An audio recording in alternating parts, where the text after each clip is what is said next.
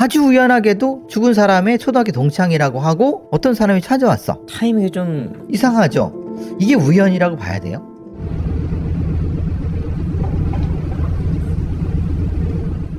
(2013년 9월 29일) 광주 남구에 있는 병원 응급실로 한 여성이 들어왔습니다. 나주시에서 LPG 가스 충전소를 운영 중인 44살의 김은희 씨였습니다.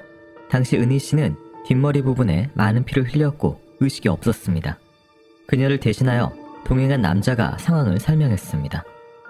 40km 정도로 달리고 있었던 중이었어요. 근데 글쎄 갑자기 그냥 은희 씨가 차문을 벌컥 열더니 밖으로 뛰어내렸어요. 대체 왜 그랬는지 모르겠어요. 이유를 모르겠다며 고개를 젓는 남성.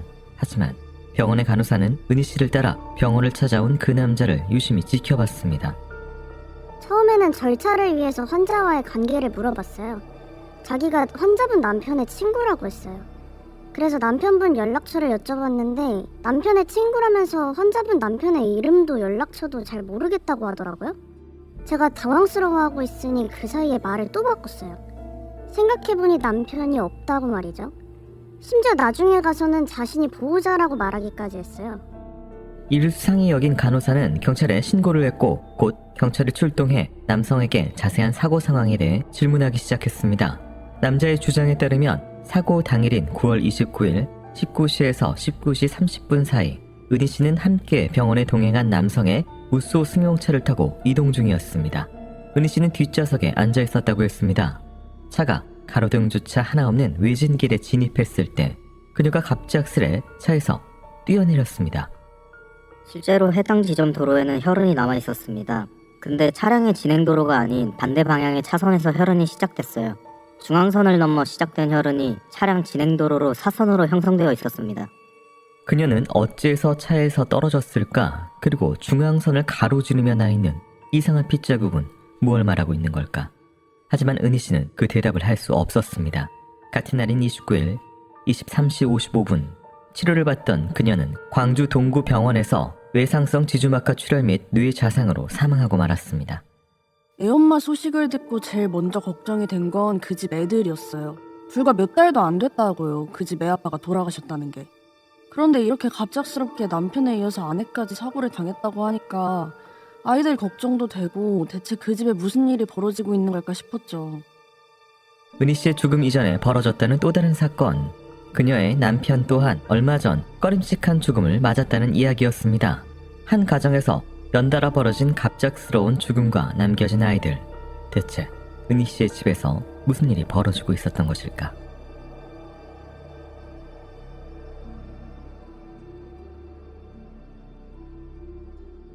안녕하세요. 이곳은 크라임. 저는 진행과 연출을 맡고 있는 김PD입니다. 날카롭고 정확한 분석으로 대한민국의 정의를 세우고 계시는 배성훈 프로파일러님 모십니다. 예, 안녕하세요. 배성훈입니다. 반갑습니다. 안녕하세요. 반갑습니다. 통신지원금 현금 80만원 설치 당일 즉시 입금시켜드립니다. 요금솔루션은 인터넷 끝판왕. 오늘 다룰 사건은 2013년 9월 광주광역시에서 벌어진 사건입니다. 나오는 이름들은 가명입니다. 피해자가 한밤중에 병원에 왔는데 뒷머리에서 피를 흘리고 있었고 의식이 없었다. 전반적인 좀 상황을 어떻게 봐야 될까요? 어떻게 왔습니까? 응급실에. 그 부분까지는 모르죠. 네, 확인이 안 돼요. 근데 네. 간호사가 물은 걸 보니까 이거는 응급차가 온 건 아니에요. 앰뷸런스가 왔으면은 앰뷸런스 내에서 이미 구급대원이 다 얘기를 했고 그런 상황이기 때문에 설명하러 그럴 이유가 없어요. 그러니까 지금 정확하게 말씀드리면은 동행인이 자기 차에 싣고 왔는지 그리고 현장에서 119 신고해서 119가 실어갖고 갔는지가 중요한 요소인데 중요한 요소인데 그 간호사의 반응 이런 걸 봤을 때는 이거는 앰뷸런스에 실려온 게 아니에요. 이 동행인이 자기 차에 피 흘리는 사람을 싣고 왔다고 보는 게 맞아요. 자, 이제 그 다음에 문제가 되는 게 뭐냐면은 이 동행이란 사람이 거짓말을 했을 가능성을 하나 문제 제기하면은 차가 있으시죠? 아이들도 타죠? 네. 그럼 속도가 좀 나면 어떻게 됩니까? 자동으로 잠깁니다. 아, 네네. 예, 거의 대부분 차. 오토락이요? 네, 오토락은 하다못해 제 경차인 모닝에도 2009년산인 것도 있어요. 그러니까 이제 기본 안전장치 있어요. 그게 30입니다. 뭐라 그랬어요, 이 사람이? 40으로 달리고 있었다고. 이 얘기는 뭐냐면 이거를 왈칵 열고 갈 수가 없어요. 오토락을 손으로 열고 그 다음에 열어야지 맞는데 네. 그 상황에 대한 설명이 없어요. 실제로 이 말만 들었으면 저는 이걸 하나가 빠졌는데 왜 빠졌는가를 한번 유심히 살펴봤을 거예요. 첫 번째. 네. 그 다음에 뒷머리에 많은 피라고 돼 있어요. 이 사람 말로는 뭐냐면은 뛰어내렸다는 거예요. 그럼 뛰어내렸다는 것의 개념은 머리가 나갔다는 건 아니잖아요. 다리가 나갔다는 거잖아요. 무쏘의 높이가 있고 네. 뭐 속도에 따라서 좀 다를 것 같긴 하지만 그렇죠. 예. 속도는 40이라고 저희가 얘기했으니까. 네. 그죠? 그러면 어디로 되느냐? 네. 문이 반쯤 열리잖아요. 네. 그래서 그걸 차고 나가면 어떻게 됩니까? 이 돈단 말이에요. 실제로는 다리가 부러지거나 그 다음에 연결된 뼈가 부러지고 그 다음에 머리가 깨지지만 비껴서 깨져버려요. 근데 이 사람은 지주막하 출혈과 뇌자상이에요. 뇌자상은 뭐냐면 무거운 걸로 수직에 90도 있을 때 꽝 때렸을 때 눌러앉은 걸 자상이라 그래요. 깨진 게 아니라. 그러면 이것과 이걸 하면은 동행한 남자가 거짓말하고 있다는 걸 금방 알 수 있어요. 왜 그거에 대한 얘기가 없는지 모르겠지만 어쨌든 제가 이 진술을 들었을 때는 바로 용의자 변경을 할 것 같아요. 이게 사고가 아니구나라는 생각을 했을 것 같아요. 이 남자의 동행인의 얘기는 자기도 잘 모르겠는데 갑자기 뭐 사람이 뛰어내려갔고 자살 겸 사고로 인한 죽음이라는 거잖아요. 근데 그 상황이 안 맞아요. 우리가 영화 같은 데서 보시면은 문에서 뛰어내려갔고 했는데 어떻게 됩니까 보통? 대구르르 굴러요. 그러면 온몸에 찰가상등. 그렇죠. 네. 이런 게 많다는 얘기예요. 네. 근데 그런 게 없잖아요. 보고되지 않잖아요. 네네. 그러면 이건 아니에요. 결정적으로 피예요. 피 혈흔. 네. 현장의 혈흔. 노란색 중앙선에서 반대쪽으로 오는 곳에서 피가 시작이 돼가지고 네. 일로 다시 들어오는. 들어왔다는 거잖아요. 네. 예. 그게 어떻게 가능해요?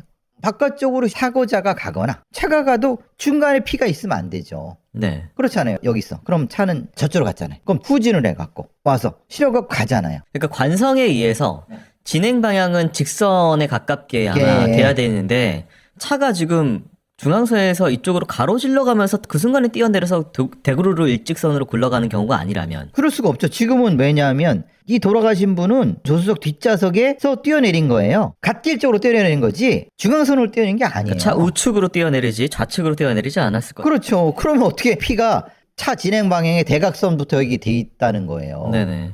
그 설명이 없다면은 이거는 이 수사는 엉망이죠. 안 그렇습니까? 일단 거짓말도 지금 이제 막 말이 계속 바뀌어요. 남편하고 지인이다라고 시작을 했다가 남편분 이름하고 연락처도 모른다. 남편이 없다. 내가 보호자다. 그게 무슨 말이에요? 그럼 모르는 사람을 태웠다는 거예요? 명확한 거는 같이 온 동행이라는 사람은 상당히 의심스럽다. 그러니까 뭔가 지금 본인이 스토리가 정립이 안 된. 안 된 상태죠. 네. 근데 간호사가 관계를 물어볼 줄 몰랐겠죠. 그러니까 뭐 이 사람의 그 부상에 대해서 설명을 할 그렇죠. 것만 예. 생각하고 있었는데 그렇죠. 그렇죠. 예. 갑자기 관계가 질문이 예. 들어오니까 무슨 관계세요? 라고 물어보는 거예요. 왜냐하면 간호사는 이상하니까 응급실 간호사들은 별인간을 많이 벗기 때문에 네. 관찰을 했을 거예요. 그게 이제 이 상황이죠. 알겠습니다. 자, 은희 씨에게 무슨 일이 일어났는지 그리고 은희 씨 남편 죽음에는 어떤 의문이 있는지 자세한 내용 살펴보도록 하겠습니다.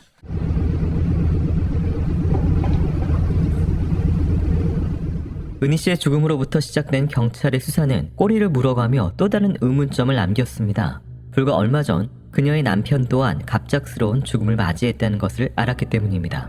평소 금술이 좋았다고 알려진 은희 씨네 부부. 그런데 갑자기 남편이 사라졌습니다.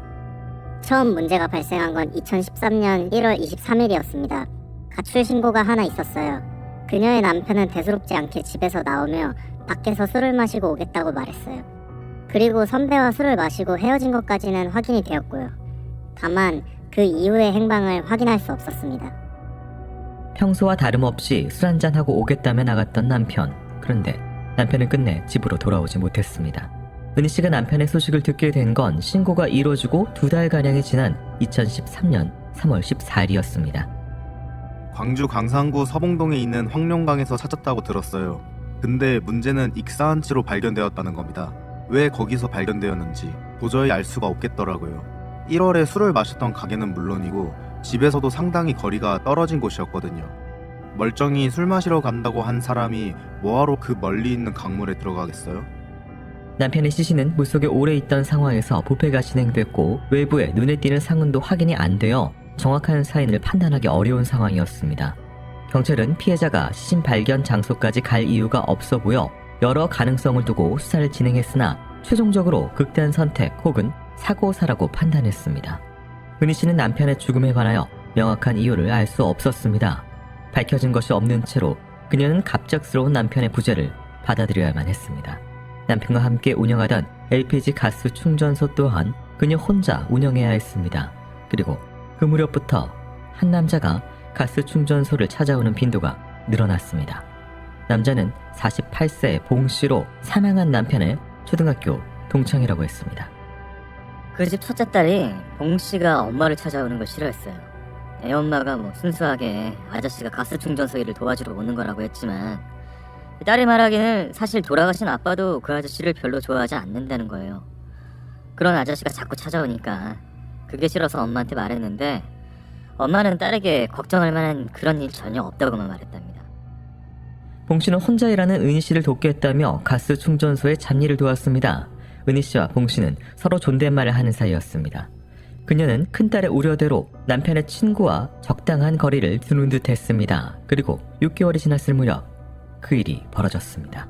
봉 씨가 김은희 씨에게 메시지를 하나 보냈더라고요. 9월 23일 19시 8분 착신 기록이 있었어요. 그리고 30분도 안 되어서 19시 30분경에 김은희 씨는 남구 진월동으로 갔습니다. 그날 은희 씨는 봉 씨를 만나러 갔습니다. 그리고 6일 후 은희 씨는 의문의 사건으로 사망했습니다. 문제의 봉 씨, 그는 바로 병원 응급실에서 자신이 은희 씨의 보호자라고 말하는 그 남자였습니다. 대체 그 6일간 두 사람에게 무슨 일이 벌어졌던 것일까?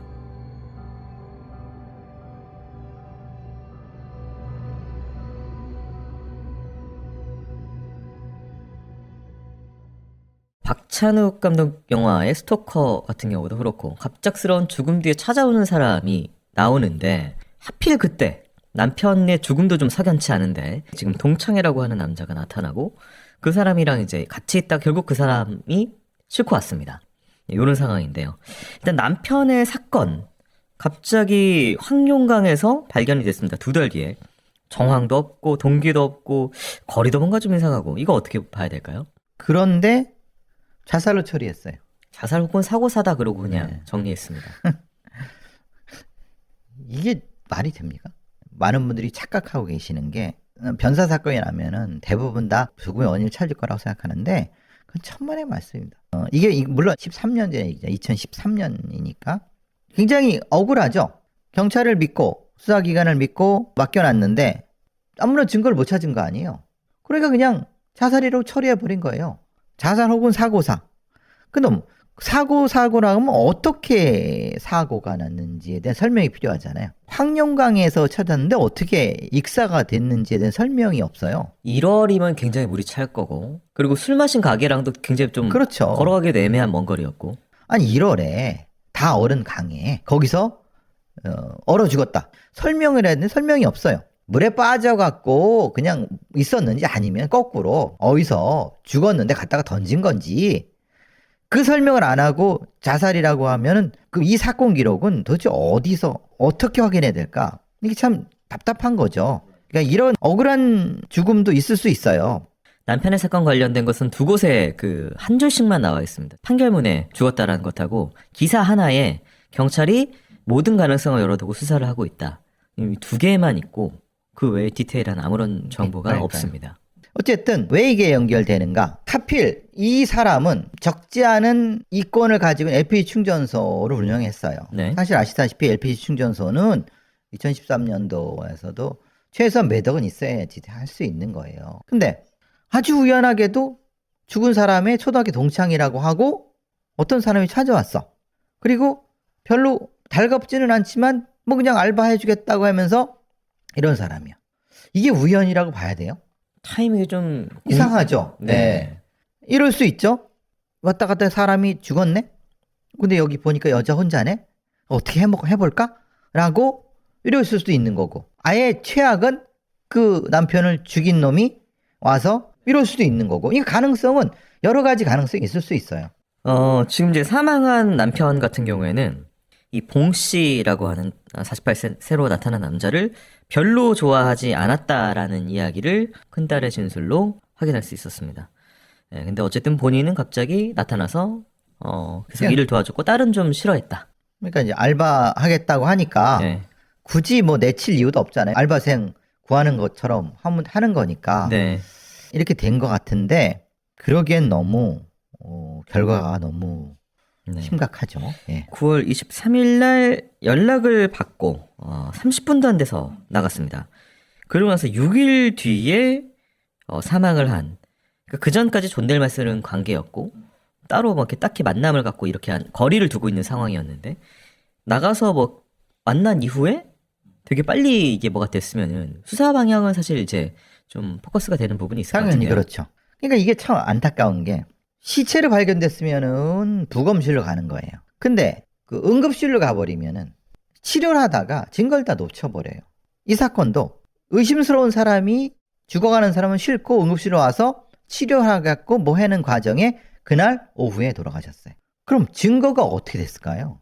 이게 참 안타까운 거예요. 이게 지금 봐도 되게 이상한 사건인데 그러면 이때쯤에 뭔가 수사가 진행되면서 했어야 되는데 너무 늦은 것 같다는 느낌도 들고, 어쨌든 돌아가신 은희 씨는 40에서 뛰어내렸다고 하는데 그에게 뛰어내렸다는 게 그럼 자살이란 얘기예요? 근데 40km로 가는 차에서 뛰어내려서 자살하는 사람이 어디 있습니까? 그게 아니라 뭔가 차 안에서 위협을 느껴서 도망가려고 문을 열고 황급하게 저희 군무원 사건 예, 예전에 그런 있었죠. 형태처럼 예. 그런 건 가능하죠. 자, 불과 6개월 전 남편과 사별을 겪은 은희 씨, 그리고 그런 그녀 옆을 배회한인 봉 씨. 두 사람이 만난 23일부터 6일간 어떤 일들이 있었는지 이 수사 내용 살펴보도록 하겠습니다.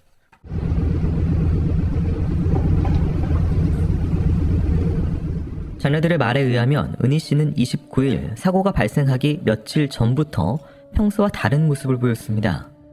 언제부턴가 이유 없이 울고 계신 걸 봤어요.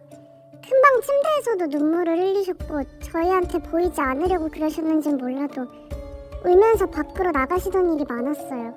생각해보면 그 월요일 이후부터 힘들어하셨던 것 같아요. 자녀들이 말하는 월요일은 9월 23일이었습니다.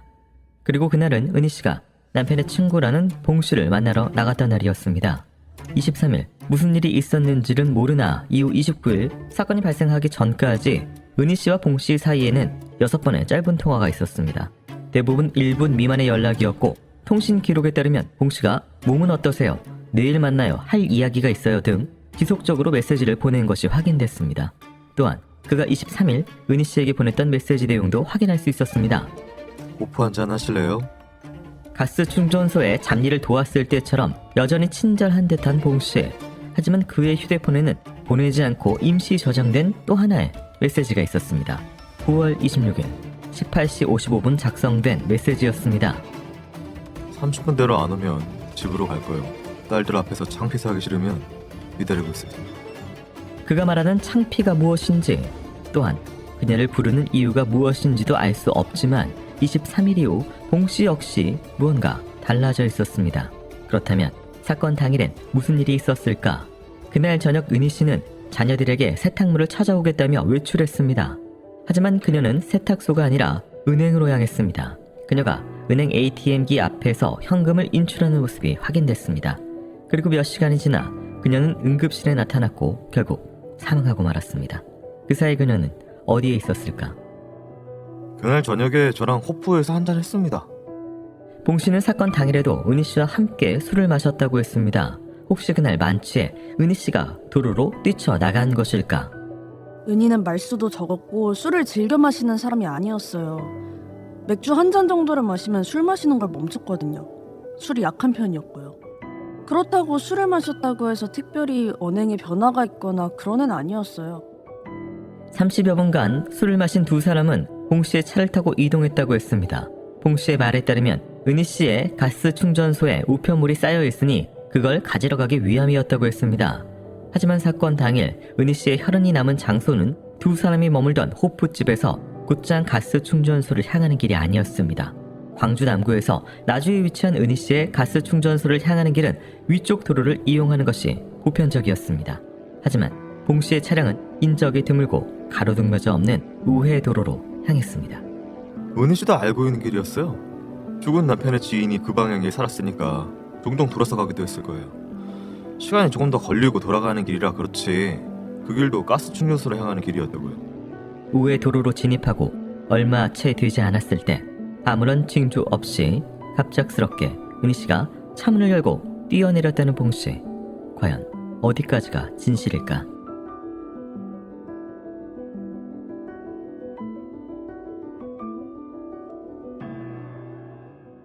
네, 저희가 앞서서 9월 23일이 좀 중요해 보인다고 이야기를 했는데 그때 뭐 나갔던 거, 이후에 뭐 연락들, 임시 저장 메시지들 이걸 좀 종합해봤을 때 어떻게 봐야 될까요? 뭐 이거는 어떤 사람이나 어떤 경찰관이 봐도 단 한 가지밖에 추적 못하는 거죠. 이 봉씨란 놈이 은희 씨를 강간을 했거나 아니면 성적으로 공격을 한 다음에 그걸 빌미로 만나자. 그리고 안 오면 쫓아가서 창피를 주겠다. 뭐 딸들 앞에서 이런 얘기. 그 23일 날 그런 일이 벌어졌고 그 뒤에 그걸 빌미로 협박을 한 거고 돌아가신 날 돈을 찾게 된 거고 이 돈으로 끝내려고 했는데 그 과정에서 이 봉이란 놈이 둔기 같은 걸로 공격했을. 저는 그렇게 추정할 것 같아요. 이거 부딪혔잖아요. 머리를. 그럼 여기만 피가 있겠어요? 부딪힌 돌이나 아니면 뭔가 둔턱이 있을 거 아니에요. 바닥이나. 그럼 그걸 대조해 봐야죠. 근데 좌상이라며. 좌상이 어떻게 돼 그게? 사건 현장에 대한 기록이나 이런 것들은 판결문에는 없잖아요. 전혀 없습니다. 판결문에. 네. 안 했다는 거예요. 용의자의 진술로 끝냈다는 거잖아요. 현장 조사 하나도 안 했다는 거잖아요. 현장 조사를 해서 사건이랑 재구성해서 맞춰보는 작업을 안 했다. 안 했다. 서류 한두 개 봐서도 추정할 수 있는 걸 왜 못했죠? 알겠습니다. 어쨌든 뭐 23일 날 술을 평상시에 즐기지 않고 맥주 한 잔 이상 먹지 않는 사람이 술 마시러 나갔고 거기서 뭔가 일이 있었다라는 진술로 조금 한번 좀 생각해 볼 만한 그렇죠, 것 예. 같고 29일 날 역시 또 술을 마시러 나갔다는 건데 30분 만에 또 나왔다는 점이 또 중요해 그렇죠, 보이네요. 예. 네. 그리고 이 길을 선택하는 부분은 어쨌든 뭐 그 가는 길이 아니라 그 길이 좀 으슥하기 때문에 그렇죠. 가스 충전소가 아니라 네. 강간 목적으로 들어간 그렇죠. 것이다. 그럴 가능성이 높죠. 성범죄 목적이 그죠. 그러니까 그것을 알고 도망 나오다가 잡히거나 뭐 잡혀갖고, 어쨌든 무슨 일이 있었을 예. 것이다. 거기서 뭔 일이 있고 피가 흘리는 사람을 차에 실었다고 보는 게 맞는 거지. 합리적으로. 안 그렇겠어요? 자, 계속해서 의혹이 커져가는데요. 과연 그날의 진실 무엇인지 수사 결과 살펴보도록 하겠습니다.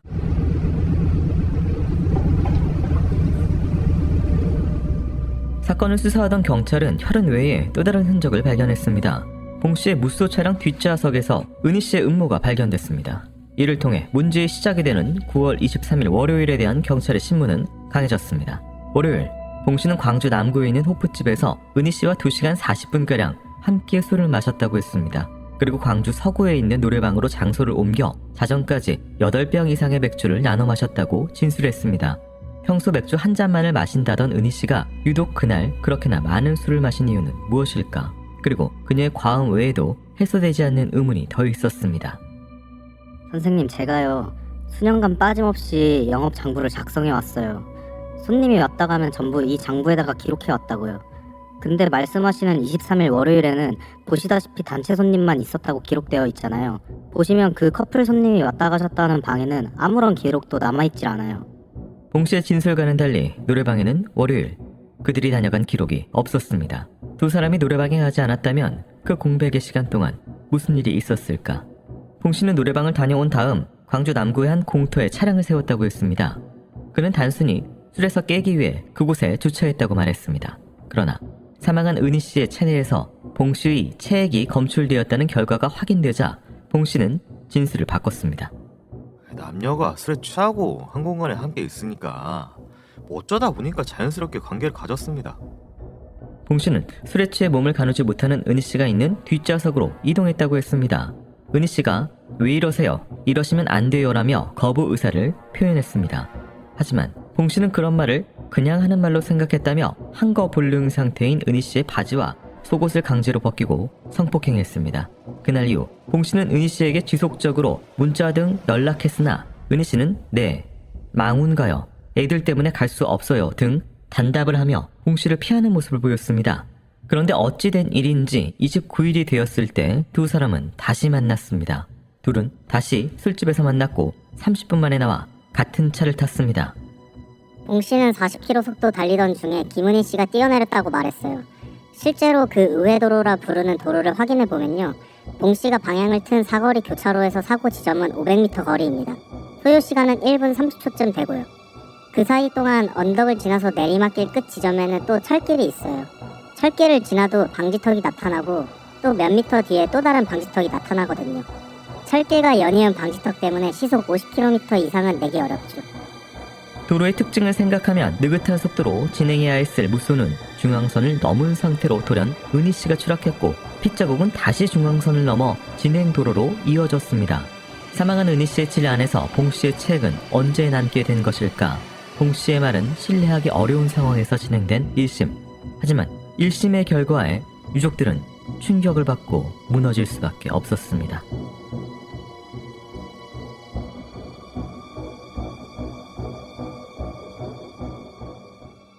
네, 23일 날 이 동선도 좀 의문이고요. 뭐 노래방 업주의 장부에 없는데 뭐 술 맞고 갔다. 차량에 세웠는데 뭐 합의된 관계인데 뭐 등등 어떻게 봐야 될까요?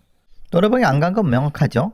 왜냐하면 노래방 업주는 장부에 기록하지 않았다고 했으니까 그거는 뭐 다른 이유가 있을 리가 없죠. 왜 그런 얘기를 했느냐?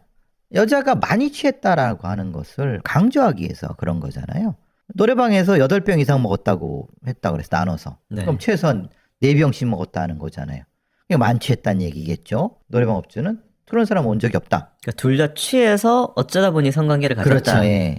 그런데 그 얘기는 이게 강간이냐 화간이냐를 구분하는 기준이 되겠죠. 저는 계속 의문인 게 이 도로 환경도 그렇고 그러니까 23일에도 뒷좌석에 있는 곳으로 넘어갔다. 보통 저희가 사람을 태우면은 뭐 회장님이나 모시는 분이나 뒷좌석에 타지 조수석에 보통 이제 타거나 이렇게 이동을 하는 경우가 많은데 23일에도 뒷좌석에 있었고 그리고 본인이 뛰어내렸다고 주장하는 그날도 은희 씨가 뒷좌석에 있었다고 진술을 하거든요. 그러니까요. 아마 약을 먹였거나 아니면 술을 먹였거나 감금 같은 형태거나 그랬기 때문에 이런 일이 벌어지지 않았을까 싶은 거예요. 뒤에 있는데 깨어난 거죠. 깨어난 상태에서 또 나쁜 짓 당할까봐 도망을 갔는데 거기서 나와서 공격을 당해서 피를 흘린 이런 형태가 돼야지 맞는 거지. 네. 뛰어내렸다고 하는 거는 이거는 범인의 그냥 주장입니다.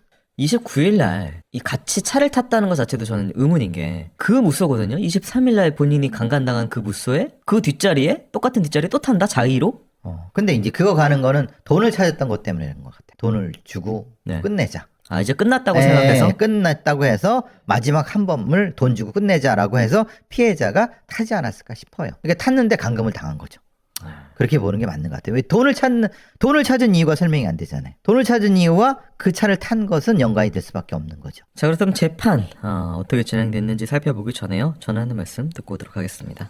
통신사 오래 쓰고 계시는 분들 제발 꼭 보십시오. 네 지금 잡은 물고기 되셨다고요. 김 PD 진정. 와. 제가 너무 안타까워서 그렇죠. 여러분 지금 사용하시는 거 꼭 필요한 요금제신가요? 혹시 아주 예전에 느린 속도로 가입하고 비싼 요금 내고 계신가요? 인터넷 끝판왕에서 해결해 드립니다. 인터넷, 핸드폰, 가족결합 등 최적의 가성비 요금제로 만들어드리면서요. 통신지원금 현금 80만원 설치 당일 즉시 입금시켜드립니다. 이 80만 원 안 받으면 나만 손해보는 겁니다. 80만원 지원금에 합리적 요금 설계로 결합 할인해서 최대 72만원까지 더 챙겨드립니다. 인터넷 끝판왕은 판매 마진이 아니라 가입자 유치가 더 중요한 업체라서 유치를 위해서 마진 줄이고 사은품 더 드리기 때문에 이게 가능합니다. 혹시라도 현금 사은품을 더 주는 곳이 있다면 차액 150%를 보상합니다. 가입 안 하셔도 되고 견적만 보셔도 스타벅스 커피 쿠폰을 드립니다. 1666-9743 365일 상시 상담 가능합니다. 더보기나 고정 댓글에 링크 통해서 들어가실 수 있으니까 꼭 80만원 챙기시고 요금제 더 싸게 낮추시길 바랍니다. 요금 솔루션은 인터넷 끝판왕.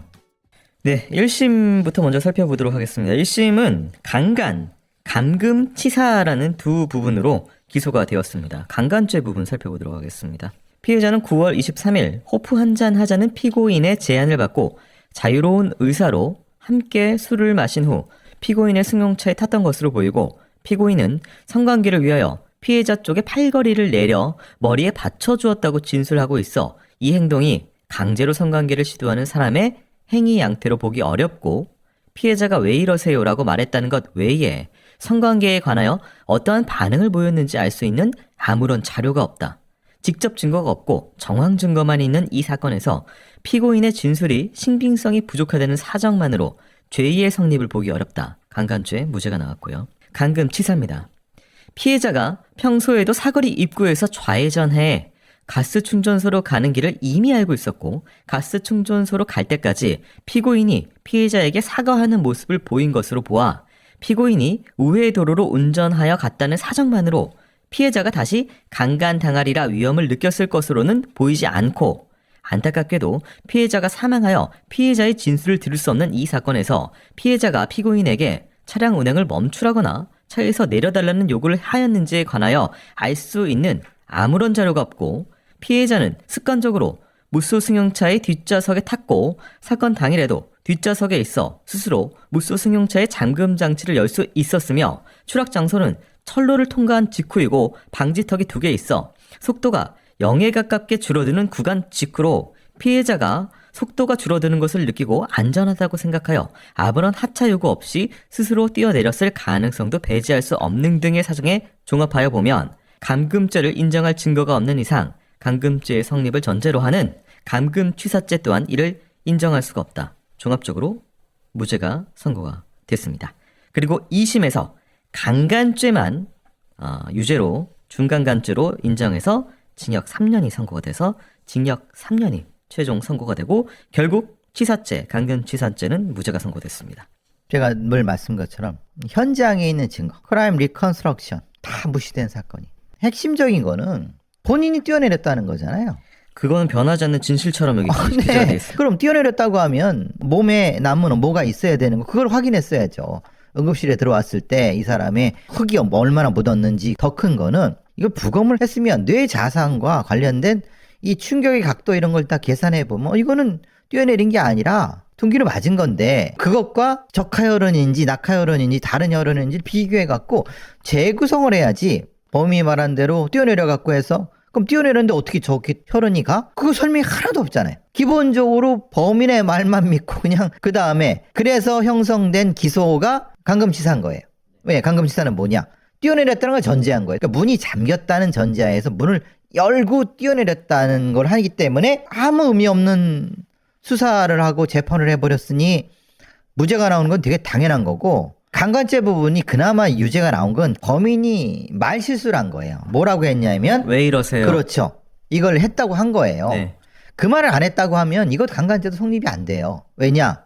그런 얘기를 안 했고 그냥 아무 말 없이 합의해서 성행을 따라가 버리면 이것도 여기서 문제가 되는 건 1심 판사들의 뭐 팔걸이 쪽 내려주고 받쳐주고 지들끼리 그냥 웃기고 있는 거죠. 이게 말 같지도 않은 소리고 이 행위태양을 이걸 해석하는 건 다 뇌피셜이잖아요. 증거가 어디 있어요 여기에. 물적 증거가 그냥 머리 받쳐주는 거 정도 빼고는 그럼 증거를 왜 안 찾았는지 난 이해를 못 하겠어요. 이 증거가. 머리 받침도 그냥 범인이 내가 머리를 받쳐줬다라고 얘기한 걸 가지고 그건 팩트니까 이거는 강간이 아니다라고 그렇죠. 이 진술을 팩트로 인정한 판단이잖아요. 그렇죠. 네. 네. 이것도 그러니까 너무 웃기잖아요. 이렇게 너무 엉성하게 재판이 되는 거 이걸 누가 믿어 이거를. 이건 수사는 애초부터 다시 돼야 되는 거예요. 강간죄 부분은 술을 어떻게 먹였고 술의 양이 이 피해자가 정신을 잃을 정도 그걸 입증하면 돼요. 이분은 반잔만 먹어도 한 잔 적게 먹어도 술에 취하는 상태이기 때문에 더 많이 먹었기 때문에 중강간이 될 수 있어요. 왜냐하면 이거는 합의가 됐어요. 정신이 잃었기 때문에. 그죠? 그럼 중강간죄로 가야 되는 게 맞는 거죠. 그 다음에 돌아가실 때의 뇌자상, 사건 현장, 그리고 도구, 그 다음에 그 과정에서의 어떤 그 물리적인 법칙, 이거를 설명을 해야지 그냥 진술 가지고 맞춰갖고 참. 진례의 정액이 사후에 이제 어쨌든 이제 또 발견이 됐다라는 부분이 지금 이제 본인의 이야기에 따르면 두 번의 만남이 있습니다. 23일, 네. 29일인데 29일에 정액이 23일께 아니 그건 안 되죠. 일주일이 넘어는 건 있을 수가 없죠. 그러면 9일 29일에도 날도 강간을 당한 강간했다. 거예요. 예. 강간 당하고 거기서 아랫길로 간 이유는 거기 차가 안 다녀요. 네. 그러니까 강간한 거죠. 그 과정에서 도망 나온 거라고 보는 게 맞아요. 네. 그 쫓아가서 공격하고 뭐 예를 들면 바닥에 머리를 이렇게 그랬거나 뭘 한 거예요. 근데 이거는 뇌 자상이기 때문에 무언가로 머리를 쳤어요. 그래 눌려진 거예요. 네. 눌려졌기 때문에 이만큼 퍽 들어갔다는 얘기 쉽게 말하면은. 네. 그리고 그 시신을 들고 와서 다시 채워갖고 이게 뛰어내린 거로 하자 하고 간 거예요. 끌고 온 게 이제 중앙선을 넘어서 이렇게 그럼요. 혈흔이 남아있는. 그렇죠. 네. 이래야지 설명이 되는 건데 그 구성이 전혀 안 됐잖아요. 그래서 네. 무죄가 났습니다. 예, 다 무죄예요. 그리고 2심도 준강간죄로 3년 정도만 받고 끝난 거예요. 저희는 이제 이 억울함도 너무 억울함이지만 의도 자체도 뭐 물론 증명할 수 없지만 이 기묘한 남편의 죽음 이후에 등장한 이 그러니까요. 타이밍도 이상하고 아니 저는 거꾸로 왜 남편 수사가 이따위로 됐는지 전 도저히 이해를 못하겠어요. 아무리 2013년이라고 해도 아니 수사가 이렇게 엉망인 경우가 이게 말이 되나? 세세하게 근거도 안 줘요. 자살한 것 같아요. 그냥 그 공소권 없으면 한 줄이에요. 우리 생각하면 굉장히 자세하게 설명해 줄 것 같죠? 네. 그런 거 없어요. 그러니까 자기들이 범죄 혐의를 발견하지 못했으니까 그냥 자살 아니면 뭐겠죠. 예, 이렇게, 그렇게 처리한 네. 거예요. 종결해 버린 거예요. 네. 돌아가신 분은 말을 못했습니다. 진술을 못했기 때문에 범죄자의 진술만 있는데 이게 애들만 그게 남았잖아요. 굉장히 아버지랑 어머니랑 6개월 차로 다 돌아가시고 예. 딸하고 자식들 이제 둘만 예. 남았는 상황입니다. 돌아가신 분들의 명복을 빕니다. 그리고 아이들 좀 친인척들이 좀 벗었을 것 같긴 하지만 건강하게 또 굴하지 않고 잘 자라기를 바라봅니다. 교수님 오늘도 수고 많으셨습니다. 네, 수고하셨습니다.